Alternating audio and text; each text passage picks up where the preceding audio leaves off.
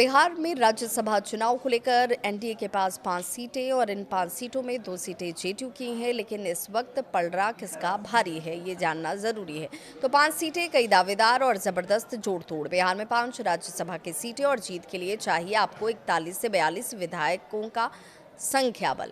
Number game साफ है, लेकिन सियासत अब भी बाकी है। एनडीए के पास बहुमत क्या है वो जान लीजिए। बीजेपी के पास 89 विधायक हैं, जेडीयू के पास 85।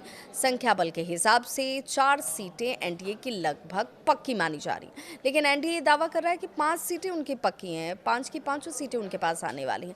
अब वो एक सीट कैसे निकलेगी उसका कैलकुलेशन भी आपको बताते हैं। तो जेडीयू के पास समझिए 2 सीटें खाली हैं, इनमें हरिवंश और रामनाथ ठाकुर, ये 2 सीटें हैं।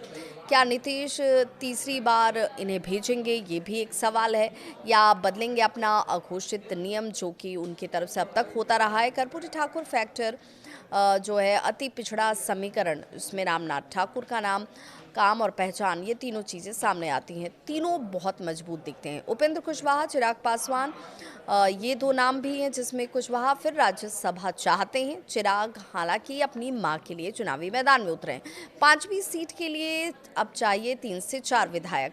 यहीं शुरू होती है असली जब जो सौदेबाजी है, उसे आप समझिए। महागठबंधन के पास सिर्फ 35 विधायक हैं। अपने दम पर सीट मुश्किल है।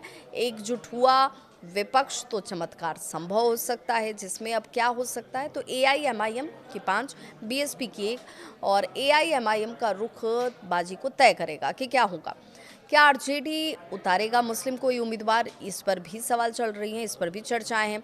हालांकि कहा यह जा रहा है कि हिना साहब के नाम पर विचार किया जा रहा है। कांग्रेस के 3 बाकी विधायक हैं और यही 3 विधायक जो हैं वो पूरा का पूरा गणित जो है वो बिगाड़ सकते हैं। अब एनडीए 5 सीटों में दावेदारी कर रहा है कि उसके पास 5 सीटें आ जाएंगी। 4 सीटें तो पक्की हैं, लेकिन 5वीं सीट पर महाभारत है। अब बिहार की सियासत में आखिरी बाजी अब भी बाकी है। आपका अनुमान क्या कहता है, ज़रूर बताइएगा।